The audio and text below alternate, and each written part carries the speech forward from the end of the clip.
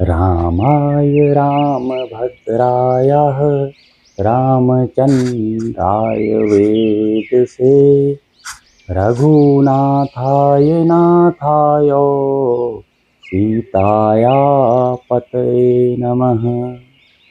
परम श्रद्धेय सभी महानुभावों को मेरा प्रणाम। परम ब्रह्म परमात्म स्वरूप चेतना को मेरा प्रणाम। मित्रों, आज मैं आपके सामने एक ऐसा विषय लाया हूँ जिसके बारे में लिखित रूप से कहीं पे भी कोई इतने साक्ष्य नहीं हैं, लेकिन जो भी संसार में इस तरह के साक्ष्य उपस्थित हैं और खुद मेरी अपनी चेतना जो कहती है, जो मेरी साइकोलॉजी कहती है, जो मेरा मनोविज्ञान कहता है, उसका संकलन कर इस विषय का मैंने आज चयन किया है। विषय इस प्रकार है कि भगवान राम को ईश्वर प्राप्ति कैसे हुई। आज का विषय है भगवान राम को ईश्वर प्राप्ति कैसे हुई।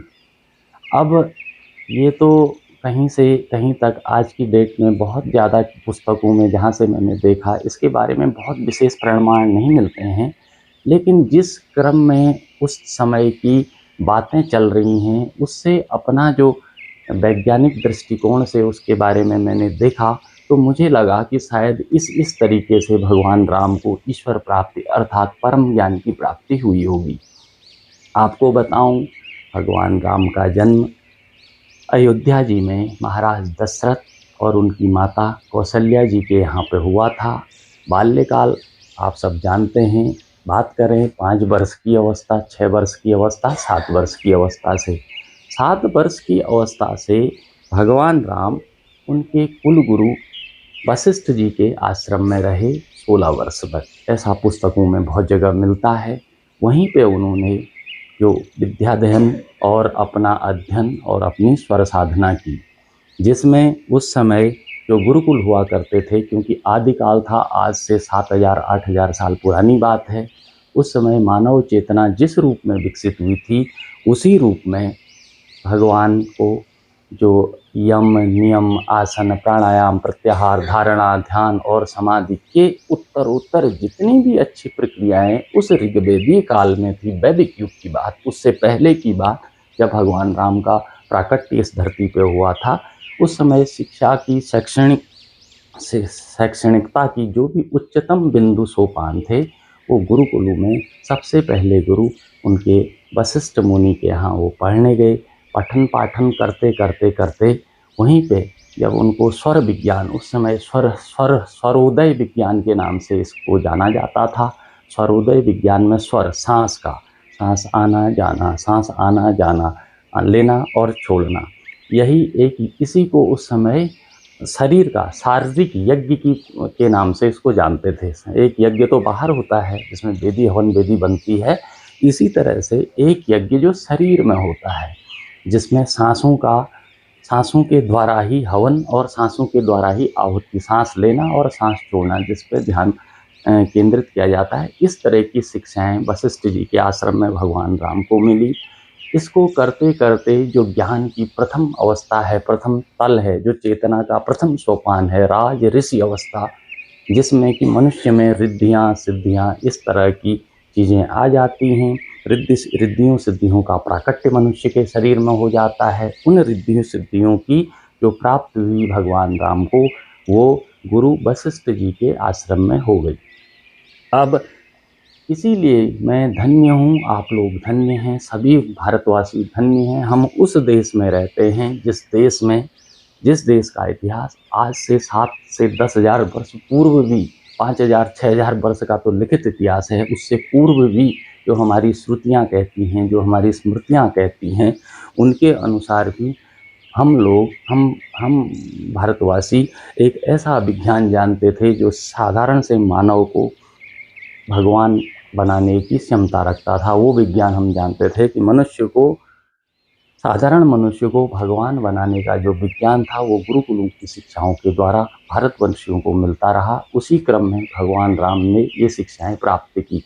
अब भगवान राम के जीवन में जब वो 16 वर्ष की अवस्था में आए, अपने घर पिताजी के घर आए, बैठे, जब उन्होंने अध्ययन लगभग पूरा कर दिया था, एक बार की बात है, राक्षस तालिका सुबाहु मारीच, तालिका और सुबाहु मारीच जो दो राक्षस थे, ये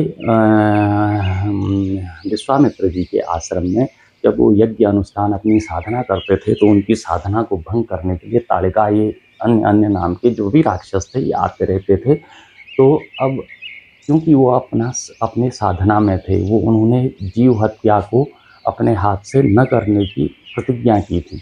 तो भगवान विश्वामित्र द्वारा भगवान राम के राजा दशरथ के दरबार में आकर राम और लक्ष्मण को मांग ले गए, उनसे ये कह के कि इनकी शिक्षाएं वशिष्ठ जी ने पूरी की हैं, शस्त्र विद्या का ज्ञान इनको वशिष्ठ जी ने दिया है, जो भी कमी है वो मैं दे के मुझे उन राक्षसों से मुक्ति करानी है, जिससे कि हमारे जितने भी वैदिक उस समय के ऋषि थे उनकी साधना क्रम से चलती रहे।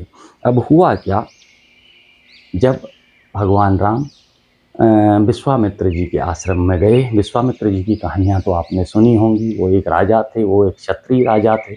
उसके बाद जब उनको एक गाय चाहिए थी, गाय वशिष्ठ जी के पास थी, उसमें सबसे अच्छी वो गाय जितना दूध मांगो, जो भी मांगो वो देती थी। उसको लेने के चक्कर में उन्होंने देखा, अपनी सेनाएं लगा दी वशिष्ठ जी से युद्ध में।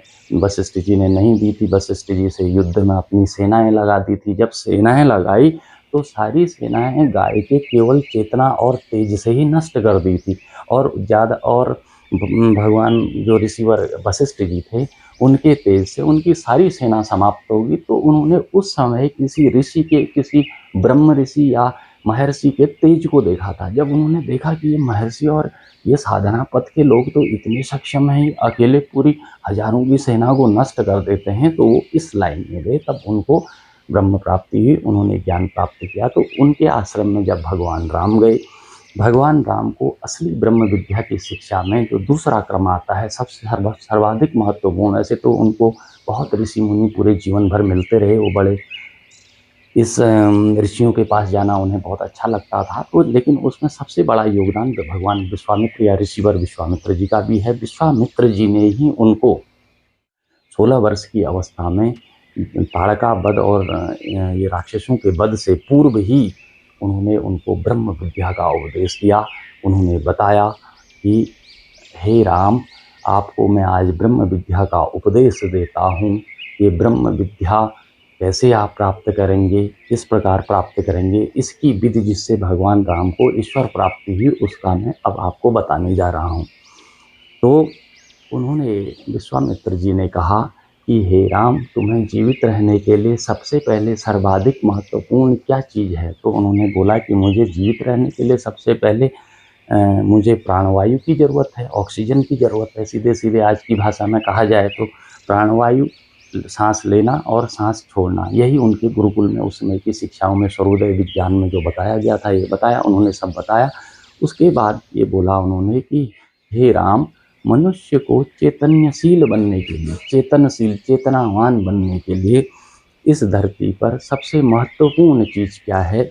तो भगवान राम ने कहा कि हे ऋषिवर, अगर आप मुझे ये सब ज्ञान देना ही चाहते हैं तो मैं चाहूँगा कि आप मुझे इसका अच्छी तरह ज्ञान दें, तो मैं आपका शिष्य बनना स्वीकार करता हूँ। तो विश्वामित्र जी बड़े प्रसन्न हुए। विश्वामित्र जी ने भगवान राम को तब ये कहा था, हे राम, जिस प्रकार तुम्हें जीवित रहने के लिए प्राणवायु चाहिए, इस शरीर को, शरीर और आप तुम्हारे मन को जीवित रहने के लिए प्राणवायु की आवश्यकता है, मतलब ऑक्सीजन की आवश्यकता है, उसी प्रकार तुम्हारे अंदर जो चैतन्य तत्व है, जो चेतना है, उस चेतना को जीवित रहने के लिए सबसे ज़्यादा जो ज़रूरत है वो प्रकाश की ज़रूरत है, अर्थात सूर्य के प्रकाश की ज़रूरत है।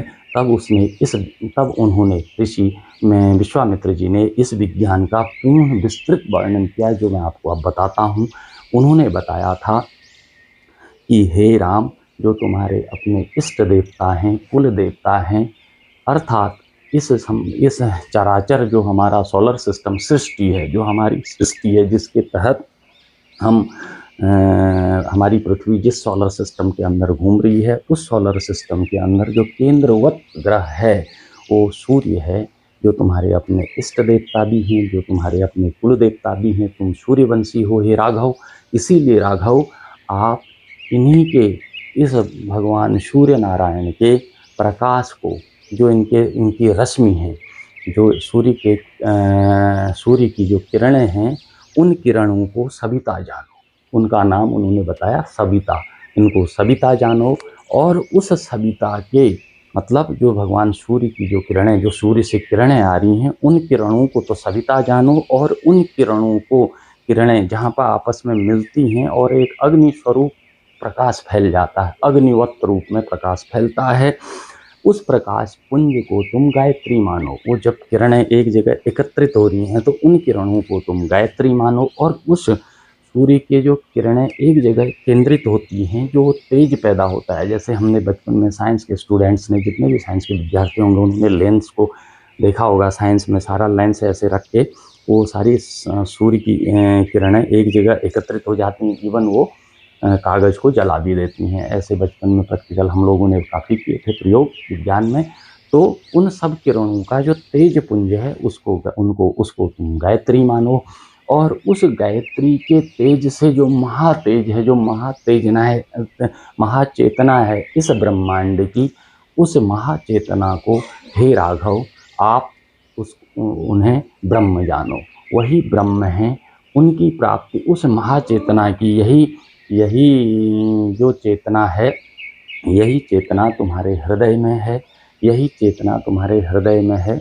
और यही इस चेतना, जो तुम्हारे हृदय की चेतना है, हृदय में जो चेतना है, यही चेतना भगवान सूर्य में विस्तृत रूप से ब्रह्म रूप में बहुत ज़्यादा मात्रा में हुई है। वैसे भी आज हम वैज्ञानिक तरीके से देखते हैं तो हमारे पृथ्वी का उद्भव, हमारे सोलर सिस्टम में प्रत्येक ग्रह, उपग्रह या तारे का जो उत्पत्ति स्थान है, वो हमारा सूर्य ही है।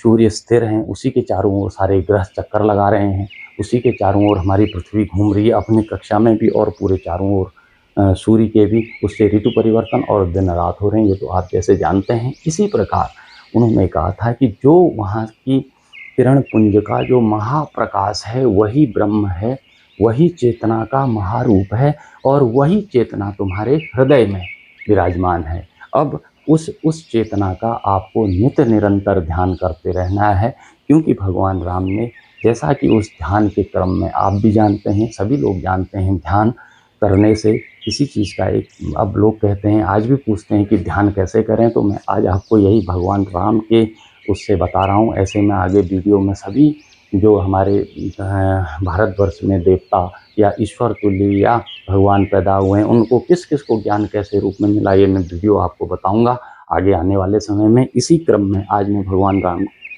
को ईश्वर प्राप्ति या ज्ञान प्राप्ति कैसे हुई उसके बारे में बताना चाह रहा हूँ।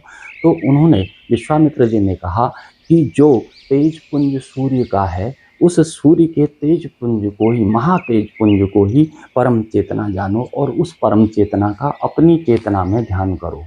क्योंकि वो विश्वामित्र जी, ये वशिष्ठ जी के आश्रम में जब वो 7 साल से 16 साल की अवस्था में थे, तो उस बीच में उन्होंने ये यम, नियम, आसन, प्राणायाम, प्रत्याहार या इस तरह के सर्वोदय विज्ञान को सब जाना था।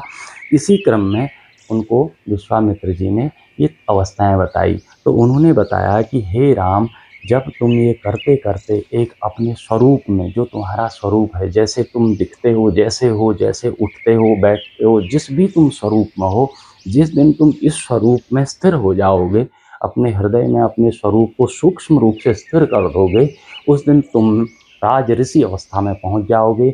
उस राजऋषि अवस्था में तुम्हें रिद्धियाँ सिद्धियाँ का, तुम पे रिद्धियों सिद्धियों की बरसात हो जाएगी, रिद्धियाँ सिद्धियाँ तुम्हारी दासी हो जाएंगी, और उससे भी वहाँ पे रुकना नहीं, क्योंकि रिद्धि सिद्धि, और ये अवस्था उनको लगभग वशिष्ठ जी के आश्रम में मिल गई थी।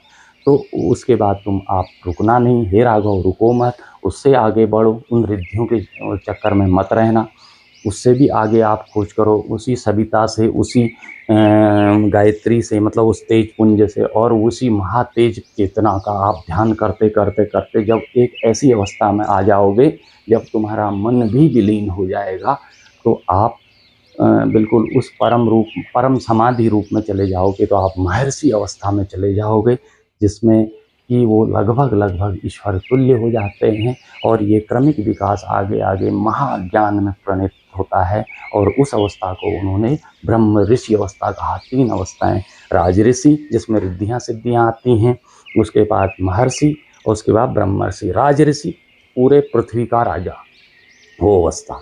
दूसरी महर्षि सोलर सिस्टम का पूरे राजा, और पूरे ब्रह्मांड का राजा का मतलब ब्रह्मांड में ईश्वर तुल्य व्यक्ति, वही ब्रह्म ऋषि अवस्था है।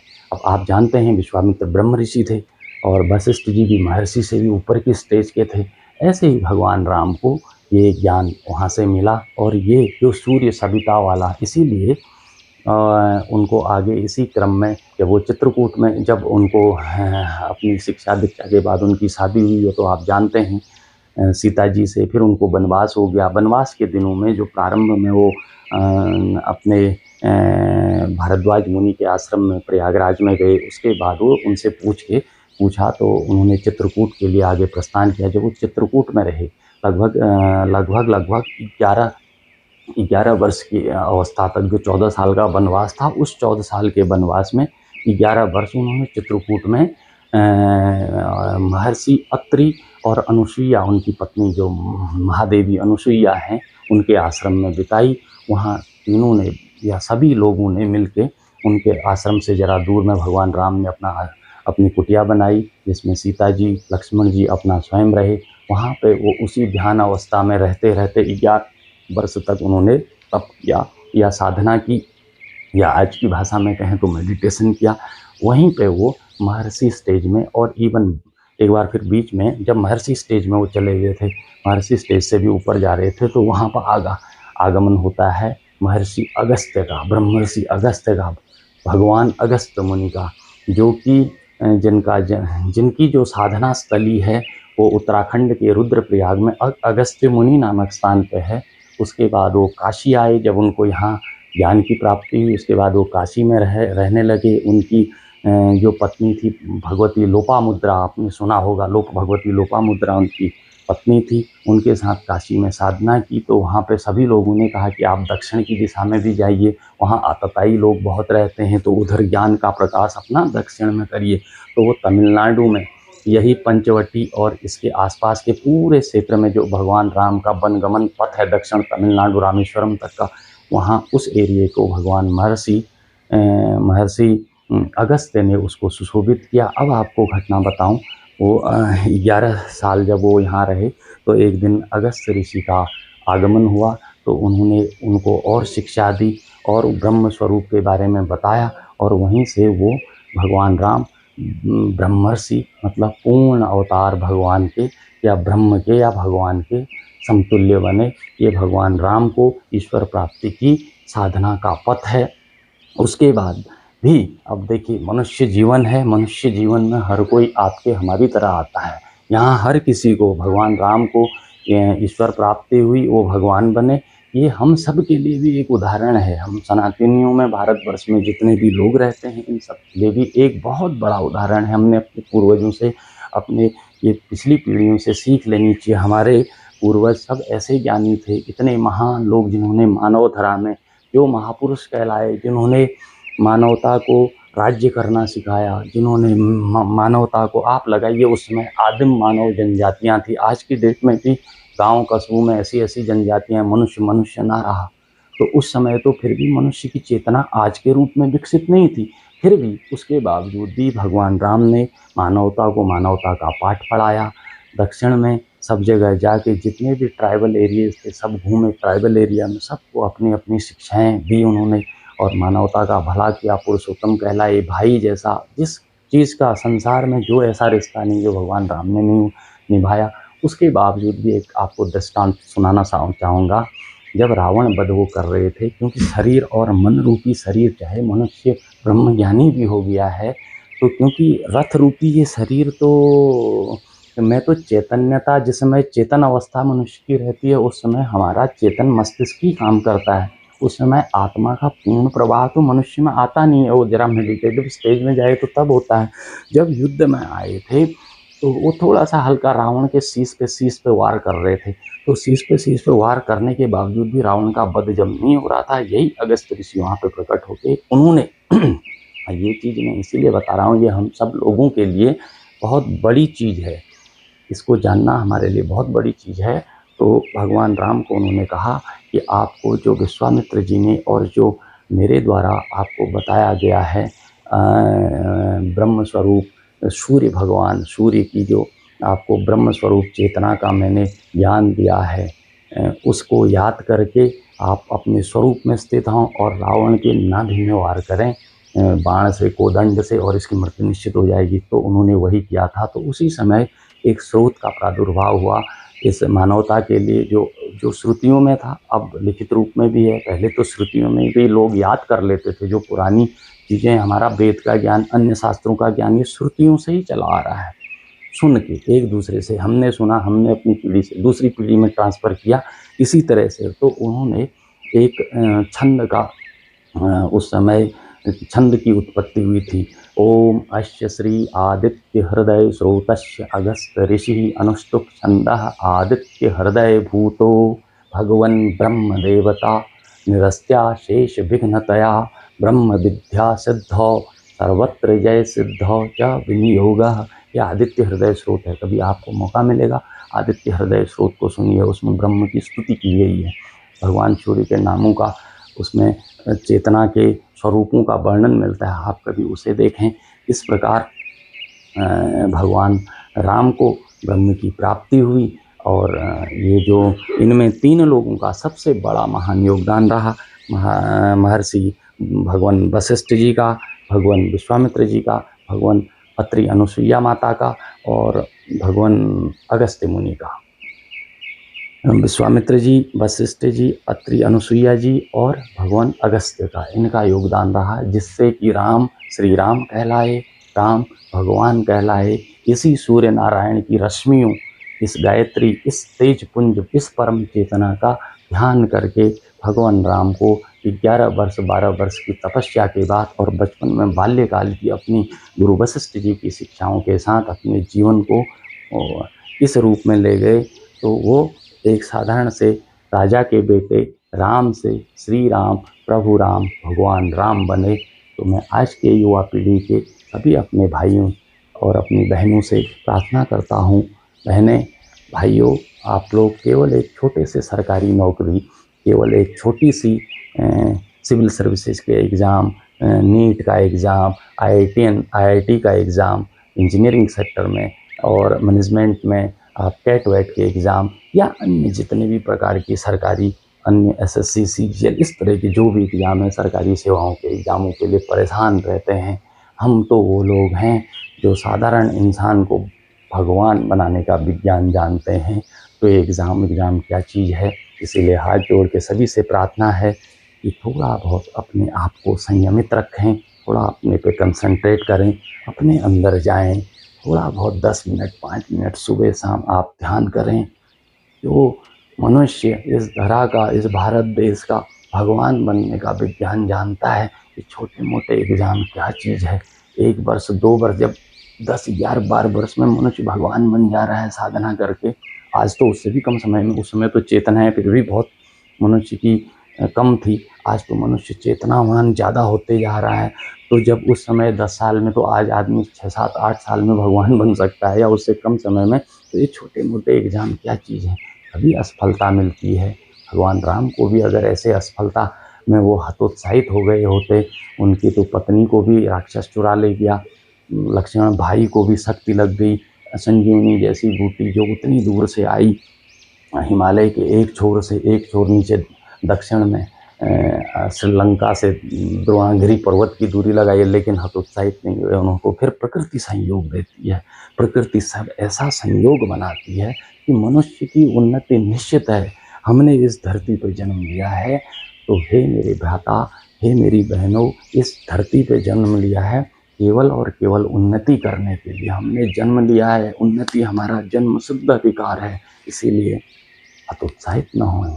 सफलता निश्चित आपके कदम चूमेगी। भगवान बनने का विज्ञान हम लोग जानते हैं। इसी क्रम में आगे को अन्य सभी महापुरुषों को कैसे ज्ञान प्राप्त हुआ, कि मैं आपके समक्ष लाता रहूँगा। मेरा प्रयास कैसा है, जैसा भी है, कोई त्रुटि रही है उसके लिए क्षमा प्रार्थी हैं। सादर धन्यवाद।